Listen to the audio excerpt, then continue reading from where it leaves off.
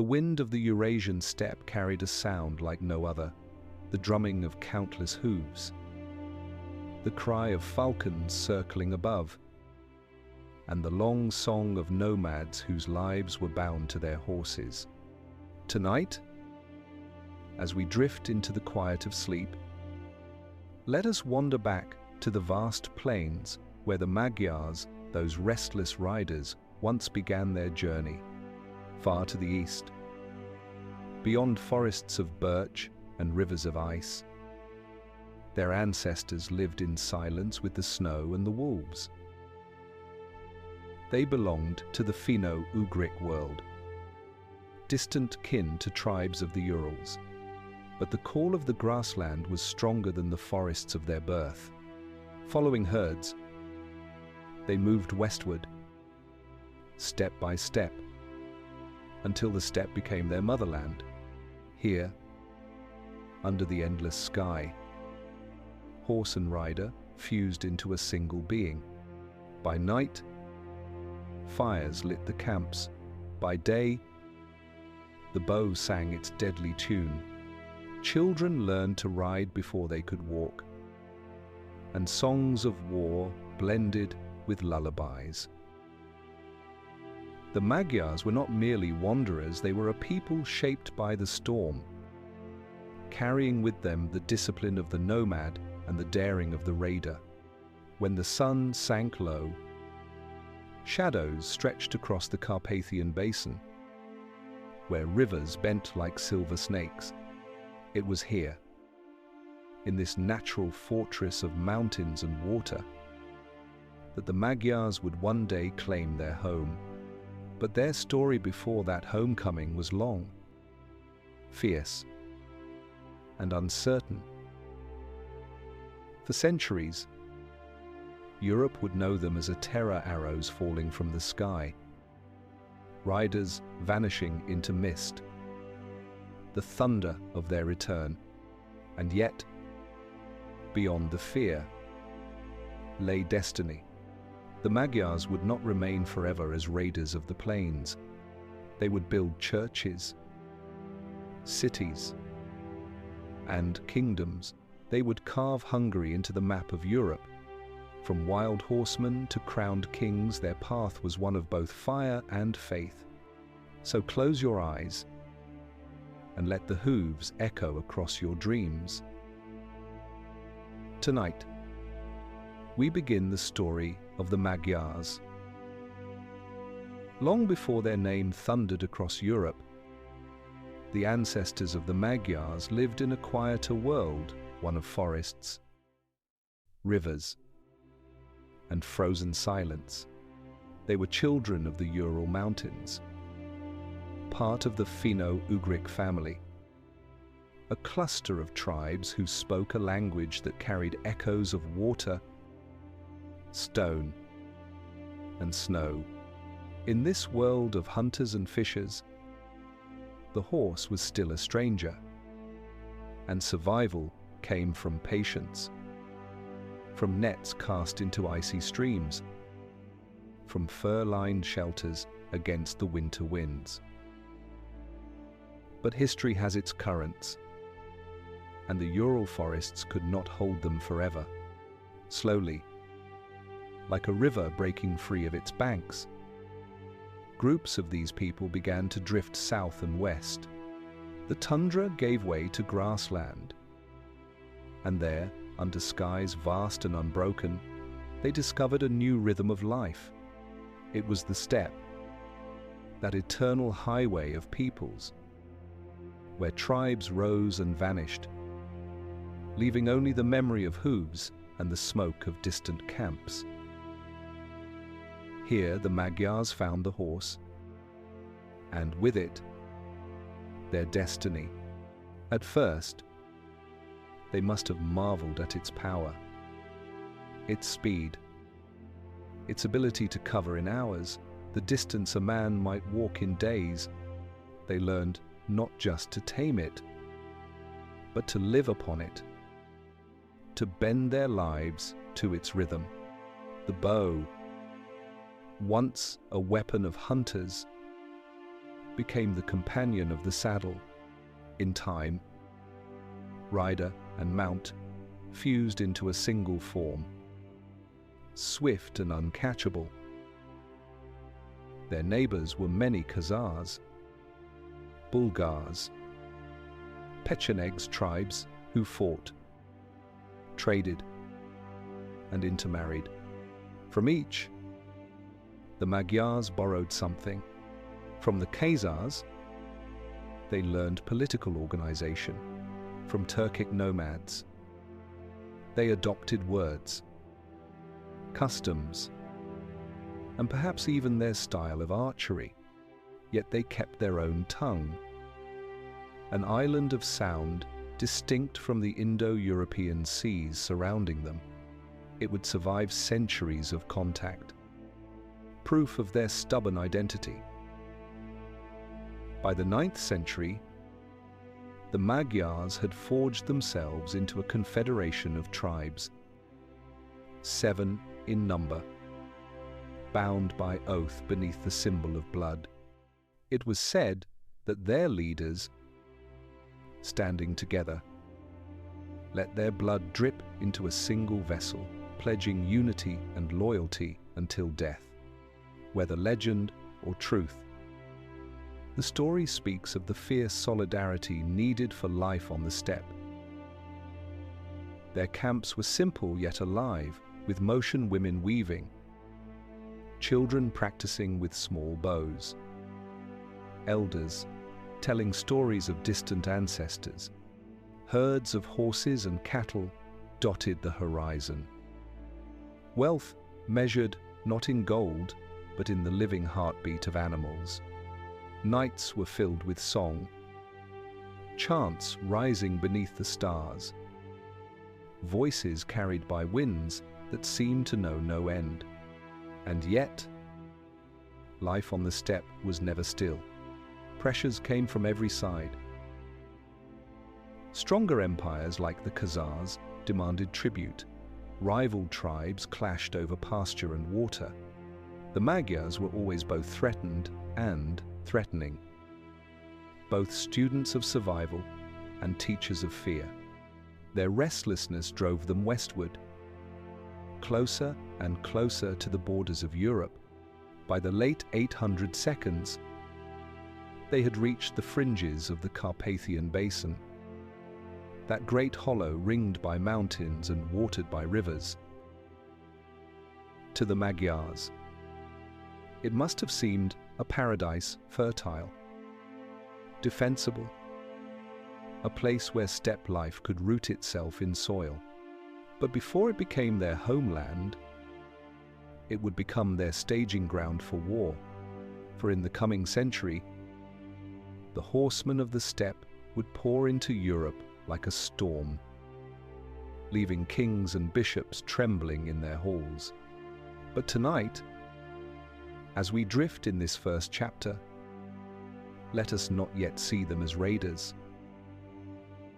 Let us imagine them as they were before fame and terror, a people between worlds, half forest, half steppe, learning the language of the horse, gathering their tribes beneath banners of unity. They were becoming the Magyars, and their long ride was only beginning. The 9th century was an age of movement, when peoples surged across Europe like tides, reshaping the map with every generation. For the Magyars, the journey westward was not a single march, but a long migration, wave after wave, across rivers and valleys, into lands where the soil grew darker, the grass taller, and the air carried the scent of unfamiliar forests. From their encampments near the Dnieper and the lower Danube, the Magyars looked west to a land whispered about in stories, a basin encircled by mountains, watered by the Danube and the Tisza, fertile enough to feed armies, safe enough to endure the centuries. It was the Carpathian Basin, a natural fortress at the very heart of Europe. But before it could be theirs, it had to be entered. And like all things on the steppe, it was entered by force. The year was 895. The Byzantine Empire, wary of Bulgarian power, had quietly encouraged the Magyars to move against their enemies, allies, one season, mercenaries, the next. The Magyars crossed the Carpathian passes in swift columns. Herds of horses and oxen moved alongside warriors armed with bows, sabers, and spears. Behind them followed the wagons of families, women guiding oxen, children peering wide-eyed at mountains higher than any they had known. It was no peaceful settlement. The basin was not empty. Slavic tribes tilled the valleys, Moravians raised fortresses, Bulgars still claimed influence. The Magyars swept in with the swiftness of the steppe, scattering rivals, forcing some into alliance, driving others away. To their enemies, it must have seemed like a storm descending from the clouds, sudden and unrelenting. But to the Magyars themselves, it was the fulfillment of destiny, the finding of a homeland where rivers curved like protective arms and mountains rose like guardians. Their settlement was not random. Each of the 7 Magyar tribes claimed its share, spreading across the fertile plains, binding their positions with oaths and blood ties. Archaeologists still find traces of their early camps, circular tent rings, horse burials, arrowheads scattered like forgotten whispers. These were not cities, not yet, but they were roots, the first roots of a people that had never truly rested before. Yet the transition was not simple. For centuries, the Magyars had lived as nomads, their wealth measured in herds and spoils. Now they faced the challenge of balancing 2 worlds, the mobility of the steppe and the permanence of the soil. They planted crops, but did not abandon their herds.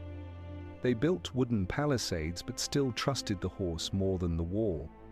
They were settlers, yet raiders still, caught between the echo of the plains and the promise of the basin.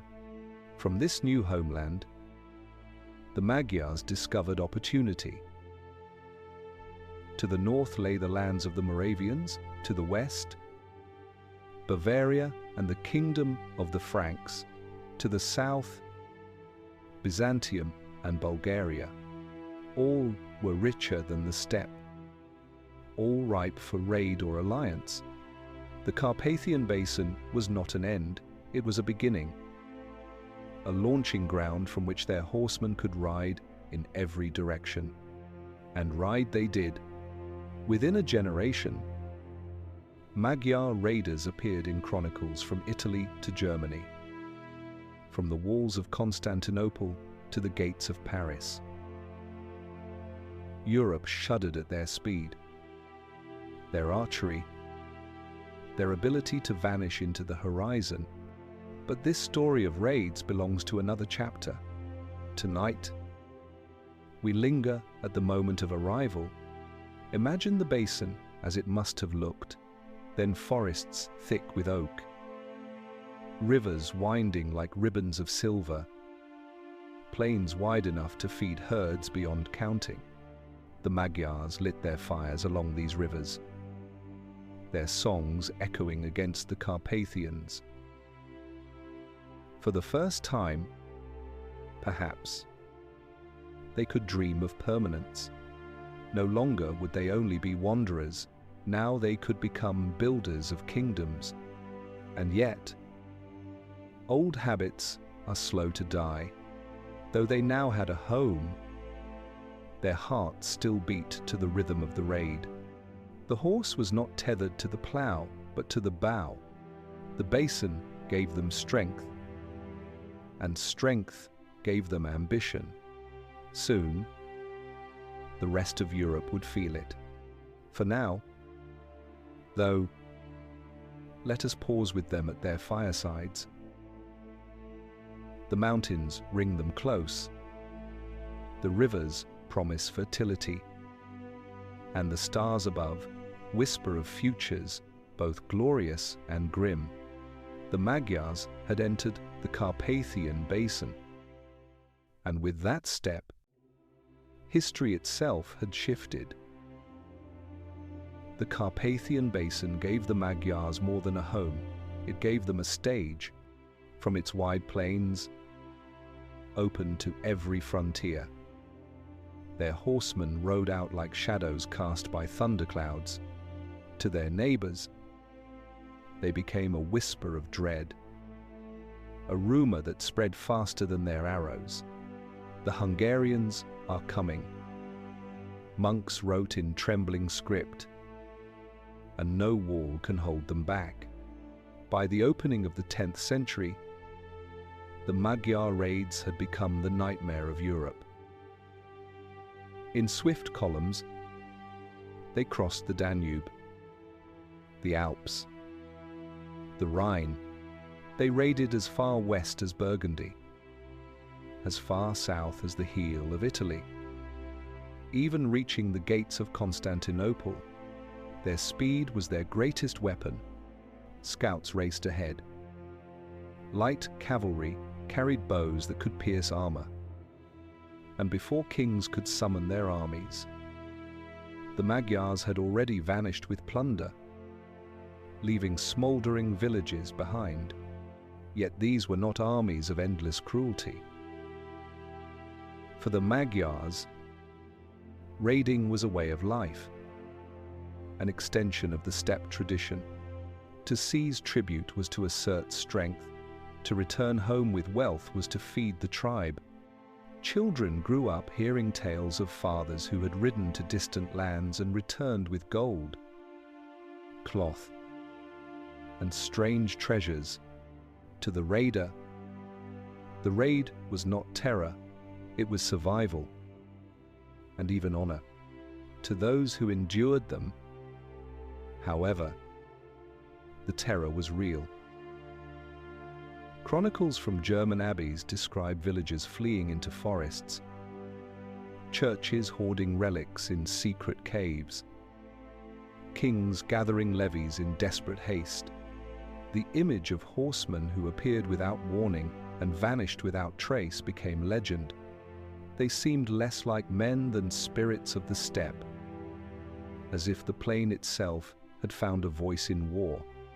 Their tactics were clever, born of centuries of nomadic war. The feigned retreat, drawing enemies into pursuit, only to turn and surround them broke heavy cavalry again and again. Their bows, short and composite, could be fired in full gallop. The arrow loosed backward as easily as forward. Against such mobility, the armored knights of the West moved like statues. But raids are double-edged. The wealth they brought nourished the tribes, but it also drew the gaze of Europe's kings. What had begun as plunder slowly became provocation. Isentenedy, Frankish lords, German emperors, Byzantine strategoi, each began to see the Magyars not just as raiders, but as a force that could one day carve permanent dominion in their lands. And still, the Magyars pressed on. The abbeys of Swabia burned, the vineyards of Lombardy fell silent, the bells of Reims and Mainz rang warnings too late. In the heart of Europe, the Magyar name became a synonym for fear. As Viking longships were to the coasts and Saracen corsairs to the Mediterranean. Imagine, for a moment, the view of one such raid. a German village. Mist rising from the fields. Farmers at dawn bend over their plows, unaware. Then, faint at first, comes the thunder of hooves. Black shapes crest the horizon. Bows glitter in the sun. And before the church bells finish ringing, riders sweep through like wind across tall grass. And just as swiftly, they vanish, leaving only smoke curling into the sky. Yet history does not freeze in terror forever. The raids, so devastating in their first decades, began to meet resistance. Fortified towns grew stronger. Alliances between kings became tighter. Tribute could delay disaster, but it could not erase the hunger of the horsemen. A reckoning was coming. For now, though we linger in the century of fear, the Magyars, children of the steppe, had made themselves masters of movement, haunting Europe's memory with every raid. But destiny would not allow them to remain forever as shadows. The thunder that had terrified the West would soon meet its storm at Lechfeld, and the fate of the Magyars would change forever. By the middle of the 10th century, the Magyar raids had become not only a terror, but a test of Europe's survival. Kings could no longer dismiss them as passing shadows of the steppe. The raids had burned too many villages, emptied too many treasuries, shaken too many thrones. If Europe was to endure, someone would have to stand against the horsemen of the plains. That reckoning came in the summer of 955, on the fields of Lechfeld, near the city of Augsburg in Bavaria. It was here that the Magyar tide would meet the rising strength of the Holy Roman Empire under King Otto I, a battle that would decide whether the Magyars would remain eternal raiders or be forced to settle into a new destiny. The Magyars arrived with confidence, born of decades of victories. Their riders had cut through Italy, raided the Rhineland, and humbled princes who now trembled at their name. Once more, they crossed the Danube, swift and sure, their bows strung tight, their horses restless beneath them. Smoke already rose from villages along the way, proof that their old tactics still worked. But Otto was not like the kings they had faced before. He had gathered not only his Saxon warriors but Bavarians, Swabians, and even contingents from distant allies. He had studied the feigned retreat, the ambush, the deadly circles of arrow fire, and he came prepared. On the wide plain of Lechfeld, near the river Lech, the two worlds collided steppe against fortress, bow against spear, fluid motion against heavy discipline. At first, the Magyar tactics seemed to succeed. Their horse archers darted along the flanks, loosing arrows that pierced armor, scattering forward ranks. The air sang with the hiss of bowstrings. Clouds of dust rose, and for a moment it seemed that Europe would once again bend to the storm. But Otto held firm. His heavy cavalry, armored and resolute, did not chase the feigned retreat. Instead, they advanced in disciplined formations, shields locked, spears braced, waiting for the moment to strike. The turning point came when Otto's knights charged at the right time, catching the Magyar riders in mid-maneuver. What was meant to be a graceful feint became a trap. The weight of steel met the flight of the arrow. And for once, the arrow could not pierce through. The Magyars fought fiercely, circling, scattering, regrouping, but the discipline of Otto's men held them fast. One by one, their formations broke. What had been a storm became a scattering of sparks on the wind. The defeat was devastating. Many Magyar leaders were captured and executed. Others fled across the Danube. The aura of invincibility, which for half a century had wrapped the Magyar name, was shattered in a single day.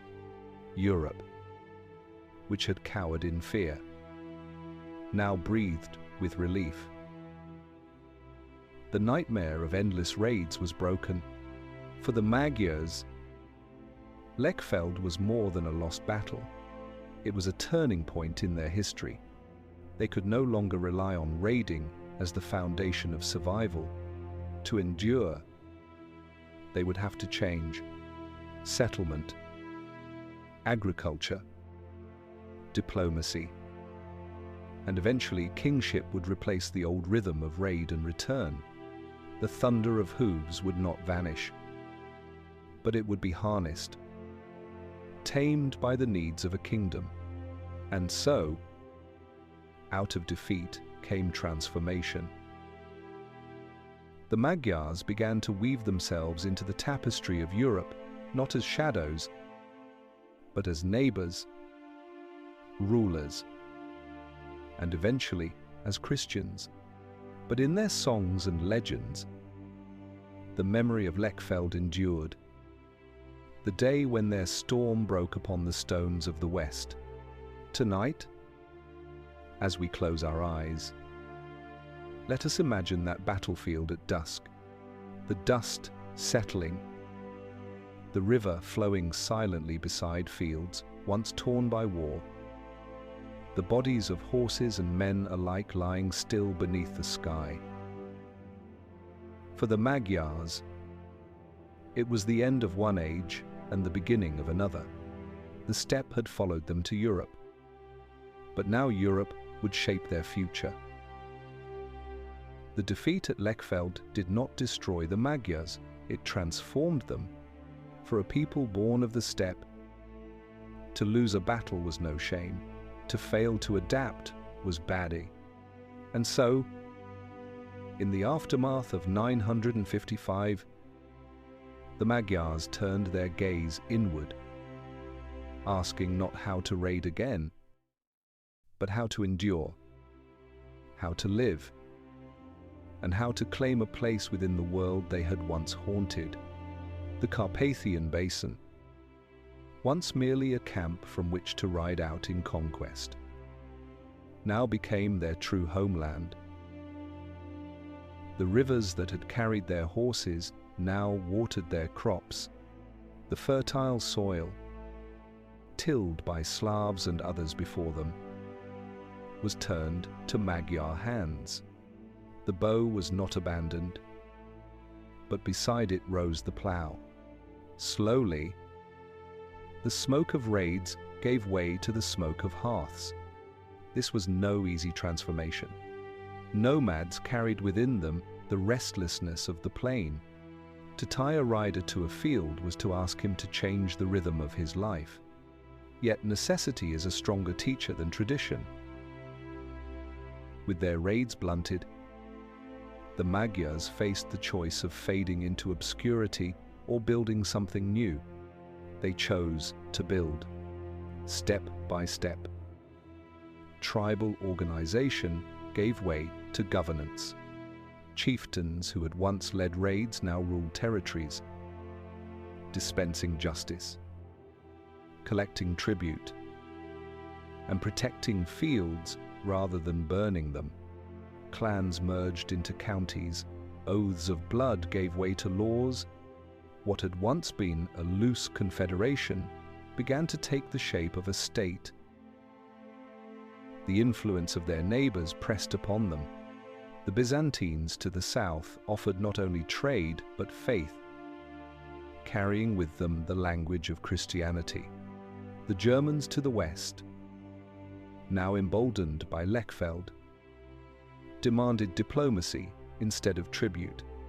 In this crucible of pressure, the Magyars found themselves forced into dialogue with the great powers of Europe, and dialogue meant change, new titles, new customs, and eventually a crown. Life among the common people reflected this shift. Herds still roamed the plains, but now wheat fields stretched further each season. Villages of wooden houses clustered along rivers, their smoke rising like signals of permanence. Families once packed into wagons now tended orchards and vineyards. Children still learned the bow, but they also learned the prayer. Slowly, almost imperceptibly, a nation was forming. Yet even in this transformation, the memory of the steppe lingered. The horse remained central not only as a weapon, but as a companion, a symbol of freedom. Even kings of Hungary, centuries later, would ride with a bearing that recalled the open plain. The bow hung in halls beside the cross. Reminders that one age had not vanished entirely, but had been woven into another. What made this transformation lasting was vision. Leaders among the Magyars recognized that survival in Europe required more than arms. It required legitimacy. To be accepted among kings, one had to rule like a king. To endure the shadow of Christendom, one had to embrace its faith, and so the seeds of monarchy were planted. The warrior tribes of the past were preparing to give birth to a kingdom that would stand for centuries. It was a moment of balance, half steppe, half settled, half pagan, half Christian. The Magyars were no longer the faceless raiders of chronicles, but they were not yet the crowned rulers of Hungary. They stood at the threshold of transformation. The wind of the plains still in their hair, the soil of the basin now beneath their feet, and as dusk fell over their villages, fires glowed not as signals of raid but as hearths of home. For the first time, the Magyars were not merely passing through history, they were beginning to settle into it. Every people has a moment when it must choose to remain what it has always been, or to step into something greater. For the Magyars, that moment came with Stephen, son of Géza, who would one day be called István Király, Stephen the King. The saint, his father had already seen the winds of change. Géza understood that the Magyar tribes could not forever exist between raid and settlement, pagan custom and Christian order. Surrounded by mighty neighbors, the Germans, the Byzantines, he sought alliances rather than endless war. He accepted baptism, though not all his warriors followed, and prepared his son for a different future, not as a mere chieftain, but as a monarch. Stephen grew up in a world divided. Around him, elders still sang songs of the steppe, invoking the memory of ancestors who had drunk horse milk and lived by the bow. Yet priests whispered prayers in Latin, carrying the cross into a land once ruled by spirits of the sky and earth. Some clans resisted fiercely, fearing that to accept Christ was to lose the soul of the people. Others saw in it a shield, a way to stand among kings rather than against them.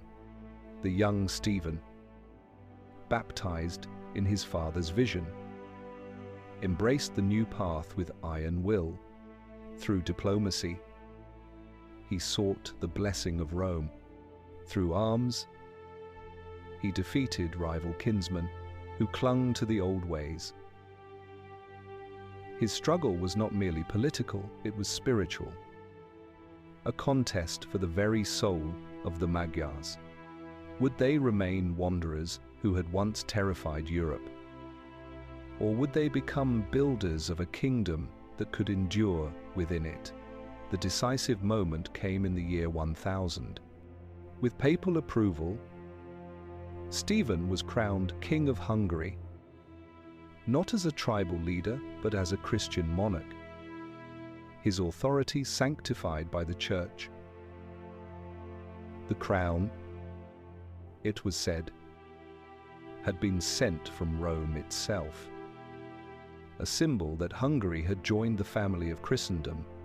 The rider of the steppe had become the ruler of a kingdom.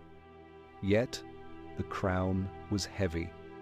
Stephen's reign was marked by constant struggle against internal rebellion, against nobles who longed for the old freedoms, against pagans who still lit fires to ancient gods beneath the open sky. To consolidate his realm, he built counties governed by royal officials, raised churches of stone where once had stood tents, and invited missionaries and monks to bring learning to his people. He ordered tithes to support the church and decreed laws that bound his subjects to Christian practice. Imagine the contrast in one village. Elders still told stories of raiding the Rhine, while in another, bells rang for mass. One day, warriors sharpened arrows. The next, peasants sowed wheat under the blessing of a priest. It was not a smooth transition, but a clash of worlds compressed into a single generation. Stephen's vision, however, held firm.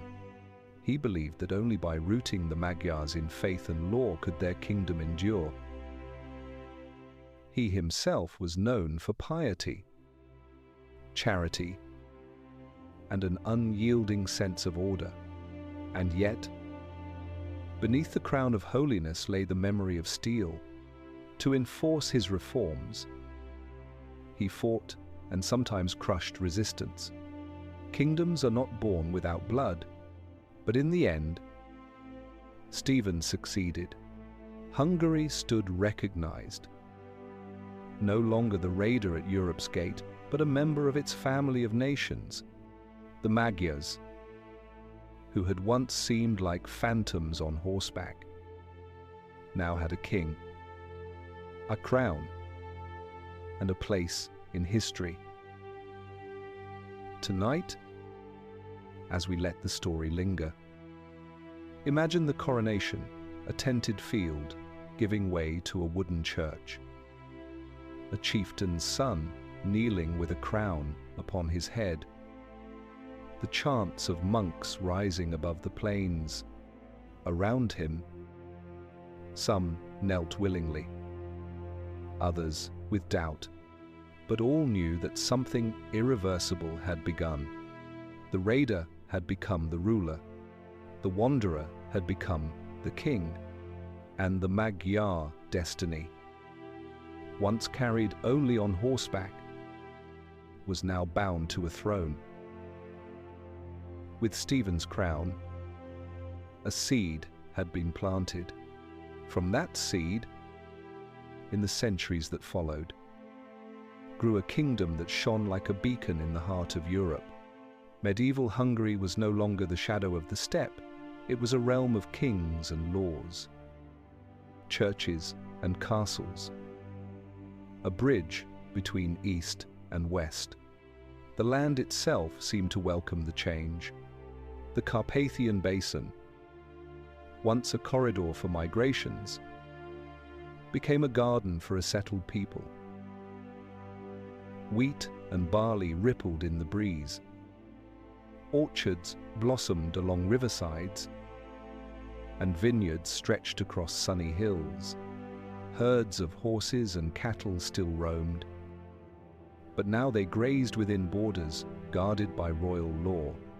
Villages flourished, markets grew, and towns rose where only tents had stood. Kings after Stephen built upon his foundation. They established counties, strengthened fortresses, and raised cathedrals whose spires reached toward the heavens.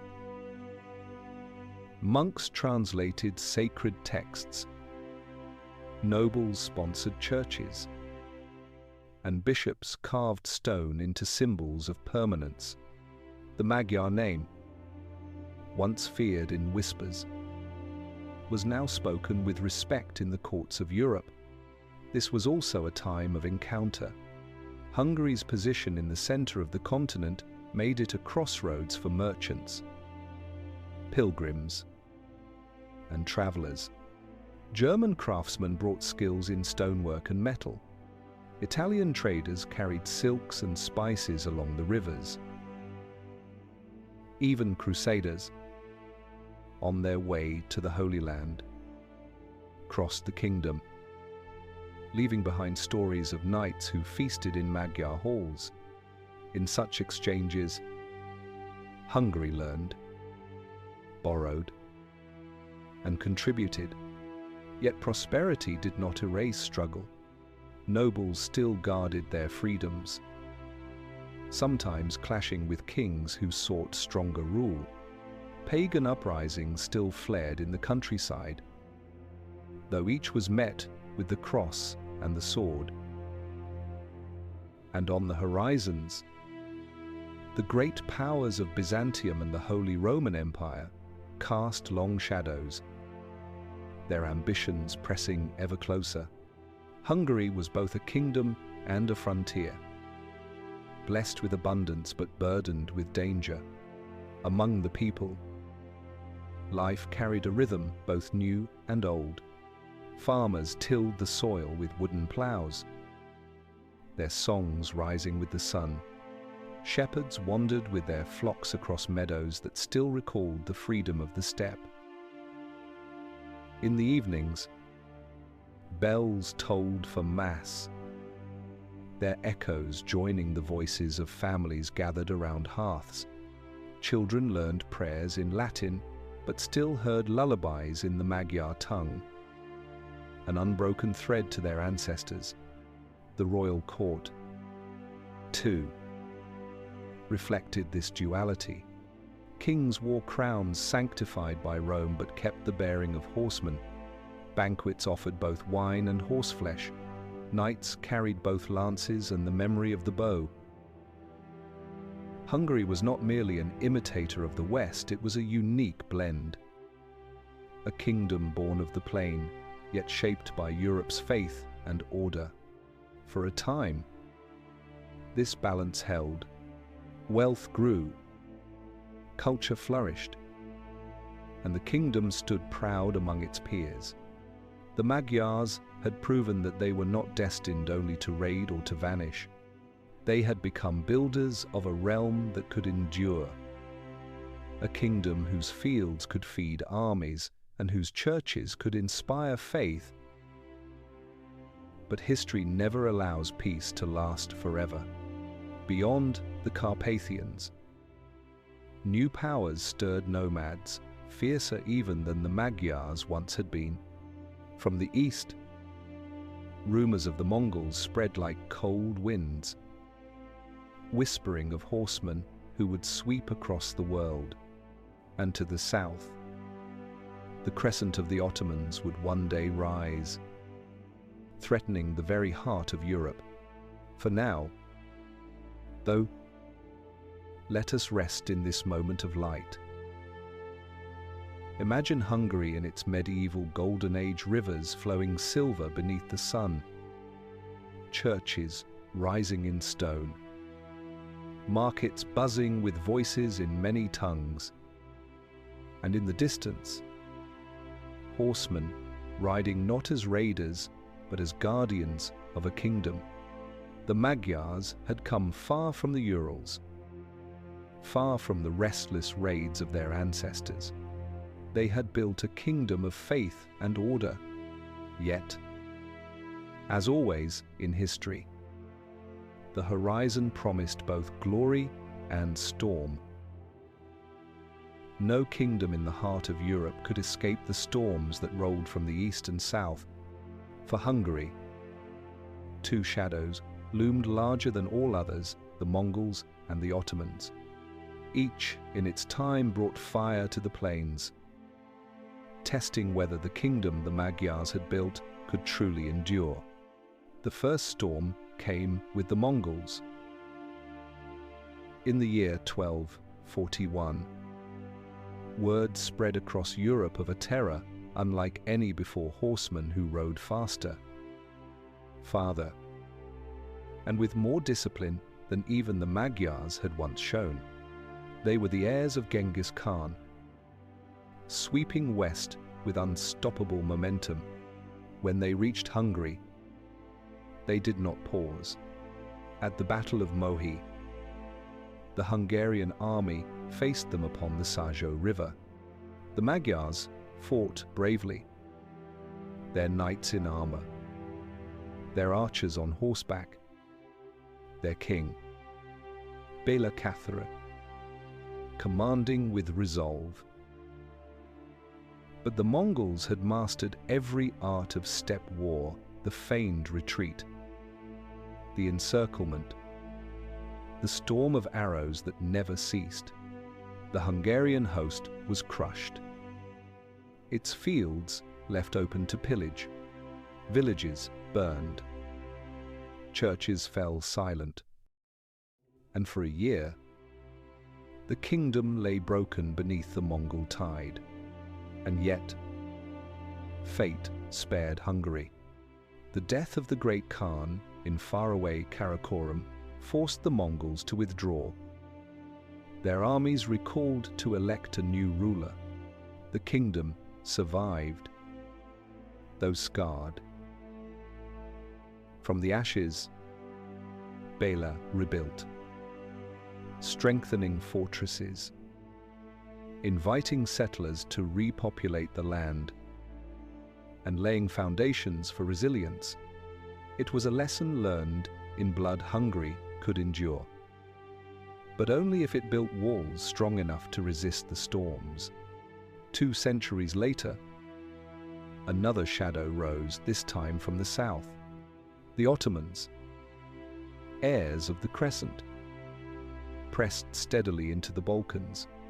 One fortress after another fell before them, until the frontier of Christendom itself was at stake. Hungary became the shield, the line that stood between Ottoman ambition and the heart of Europe. Here, the Magyars faced their most enduring trial. Battles raged at Varna, Kosovo, and Belgrade. The great general John Hunyadi earned his name as the White Knight of Christendom, holding the line with sword and strategy. In 1456, at the siege of Belgrade, Hungarians and their allies turned back the Ottoman tide in a victory that echoed across Europe. Bells rang from Rome to Paris in thanksgiving. But victory was never final. Again and again, the Ottomans returned, their armies vast, their cannons mighty. Hungarian fortresses fell one by one, and though their warriors fought with valor, the weight of empire pressed harder each year. In 1526, at the Battle of Mohacs, Hungary suffered a defeat as devastating as Mohi had been 3 centuries earlier. The kingdom was torn apart, divided between Ottoman rule, Habsburg crowns, and fragments of independence. And yet, even in defeat, the Magyar spirit endured. Villages rebuilt among ruins, churches rose once more from rubble, and in their songs, the people remembered both the glories and the sorrows. To be Hungarian in this age was to live with resilience, to hold faith in the face of conquest, to believe that though kings might fall, the nation would survive. The Mongols had come and gone. The Ottomans would come again and again. But the Magyars, forged in the steppe, adapted as they always had. Though their kingdom bent beneath the weight of empires, it never vanished from history. Tonight, let us imagine the plains in these centuries of struggle, horsemen patrolling under banners torn by wind, fortresses glowing with lanterns as night approaches, farmers sowing fields, even as the drum of enemy armies sounds in the distance. Hungary was not only a kingdom of golden ages, it was also a kingdom of endurance. And in endurance, there is a kind of greatness that no defeat can erase. Empires rise and empires fall, but what remains is the life of the people, the quiet persistence of culture, faith, and memory. For Hungary, no conquest, no battle, no foreign crown could erase the Magyar spirit. Beneath the turmoil of wars, the daily rhythm of life continued, weaving a tapestry that gave Hungary its soul. Faith stood at the center of this endurance. From Stephen's crown onward, Christianity had become the framework of the kingdom. Cathedrals rose in stone across the plains, their spires cutting into the sky like prayers made visible. Monasteries preserved learning, copying texts by candlelight, while parish priests carried sacraments into the smallest villages. Yet Christianity in Hungary was never only Latin and Roman. Beneath its surface lived echoes of older beliefs, spirits of the forest, whispers of the horseman god, songs of ancestors riding beneath the stars. These echoes gave Hungarian faith a depth that blended the universal with the local, the eternal with the ancestral. The Magyar tongue itself was a treasure, unlike any spoken around it, surrounded by Slavic, Germanic, and Latin languages. Hungarian remained stubbornly unique, filled with sounds that carried the memory of the steppe through lullabies, folk songs, and proverbs. Mothers and grandmothers passed down not only words, but the cadence of a people. To speak Hungarian was to declare survival. Among the people, traditions rooted in the plain endured. Shepherds played long wooden flutes on the meadows. Horsemen showed their skill in seasonal festivals, riding with daring that recalled the first nomads. Weddings and funerals alike were marked by music, violins and cymbalom filling the air with melodies both mournful and fierce. In these songs, centuries of joy and sorrow were folded together. The nobility, too, cultivated a culture that blended East and West.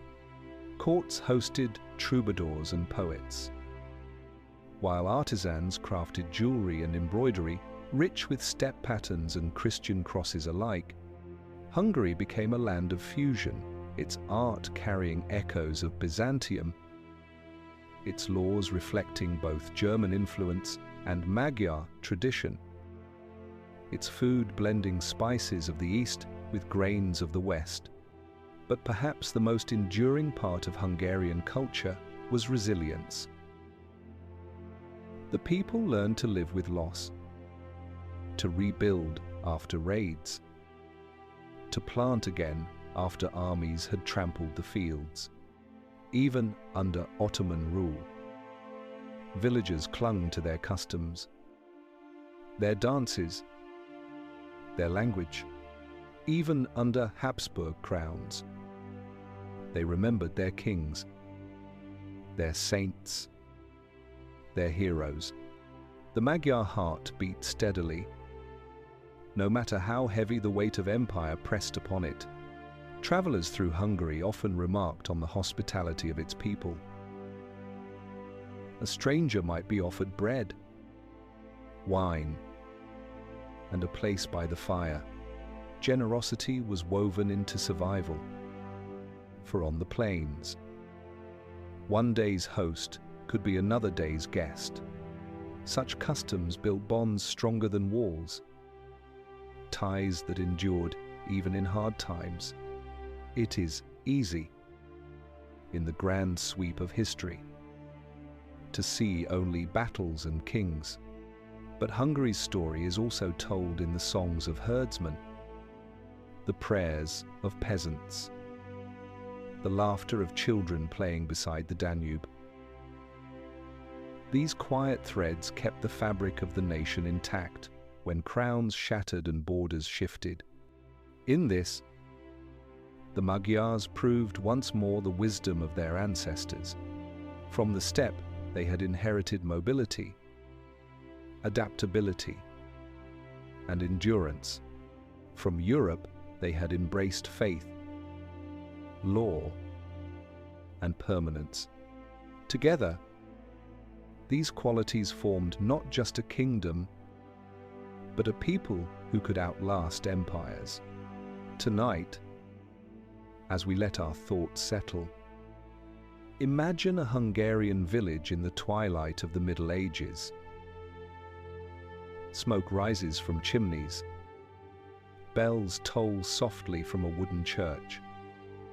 Children chase one another across fields, while an old man plays a slow melody on his flute. Around them, history swirls, kings fall, empires clash. But here, life endures, and in endurance, culture becomes immortal. The story of the Magyars is not only about raids and kingdoms, defeats and victories. It is about endurance, transformation, and identity. A people who crossed from the silence of the Urals to the heart of Europe and, against all odds, remained themselves. Their legacy begins with survival. Few nomadic tribes that thundered across the steppe ever planted roots that lasted. The Huns, the Avars, the Pechenegs all rose, raided, and vanished. The Magyars endured. They built a kingdom that weathered Mongol invasions, Ottoman sieges, and Habsburg domination. Their language survived untouched by Indo-European currents. Their culture blended steppe fire with European stone. In a continent of shifting powers, they remained distinct. Their legacy is also faith. Through Stephen I, Hungary joined Christendom, not as a frontier but as a participant in its destiny. Cathedrals and monasteries became centers of learning and art. Saints were canonized, laws codified, and the crown itself became a sacred symbol, the Holy Crown of Hungary, passed through centuries as both treasure and talisman. But perhaps the deepest legacy lies in the Magyar spirit, proud, resilient, fiercely independent. From shepherd songs to epic poetry, from folk dances to cavalry charges, the Magyar character spoke of a people who never forgot their roots. Even as kings wore crowns of gold, In the fields, riders still showed the daring of ancestors who once roamed the steppe. In modern memory, the Magyars became symbols of both unity and struggle. For Hungarians, they are the foundation of national identity, the ancestors whose sacrifices carved a home in the basin of the Carpathians. For Europe, they are a reminder that those once feared as raiders became defenders of the West against Ottoman conquest. And in our own time, the Magyars live on, not only in history books, but in culture, song, and even in games.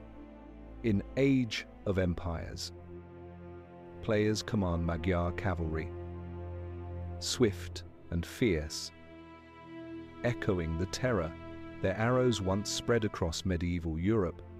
Strategy meets memory, and through the screen, one glimpses the riders of the plain once more. Imagine, then, how the circle closes. The same riders who once galloped across the Rhine, who stood crowned in the Basilica of Esztergom, who defended Belgrade against the Ottomans, now ride again in the imagination of millions. Their bows sing once more. Their horses thunder again.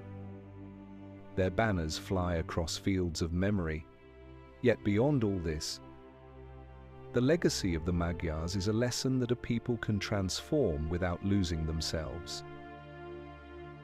From forest hunters to steppe raiders, from pagan tribes to Christian kingdom, from frontier defenders to modern nation, Hungary stands as proof that identity can bend, yet not break. Tonight, as we close this story, let us return to where it began, the endless sky of the steppe, the wind carrying the sound of hooves, the firelight of a camp beneath the stars. From that world came the Magyars. Across centuries of struggle, they carried the plain within them, even as they built churches, castles, and cities. And though the steppe lies far behind, its spirit still whispers in the Hungarian tongue, in the songs of shepherds, in the pride of a nation that has never forgotten who it is. The Magyars riders of the Great Plain are still riding, not across fields of conquest, but across the fields of memory, culture, and history. And in that ride, they endure.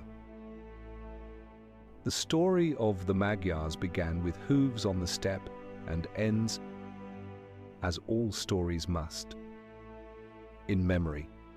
What remains when the battles are done, when the crowns are passed, when the centuries turn? For Hungary, what remains is the endurance of a people, carried across time like the steady rhythm of a horse's gait. In the quiet of the Carpathian Basin today, the rivers still flow as they once did when the tribes first arrived. Villages dot the plains. Churches ring their bells. And the Magyar tongue, unique and proud, fills the air. Each word spoken is a fragment of the past, echoing the voices of ancestors who refused to vanish. To speak Hungarian is to carry the steppe into the present. The rider has changed, yet remains. Once, he loosed arrows into the mist. Now he teaches songs. 10 veins, writes poetry. Once, he was feared across Europe. Now he is woven into its fabric, a partner rather than a shadow. The transformation has not erased the past, it has refined it. In the Magyar spirit, the bow and the plough, the cross and the horse, coexist as one. History is often told in storms, raids, invasions, empires rising and falling. But behind the storms lies something gentler, more enduring, the steady heartbeat of a people who adapt, who bend, but do not break. That is the true legacy of the Magyars. And so, as you drift into sleep, imagine once more the endless plain. The sun sets in fire upon the horizon. The wind carries the scent of grass. And in the distance, a line of horsemen rides slowly into dusk. Their silhouettes fade, but their spirit does not. It lingers, carried not by conquest now, but by memory, by culture, by song. Close your eyes and let the hooves echo softly, like a lullaby across the centuries. The Magyars ride still no longer in war, but in the dreams of history.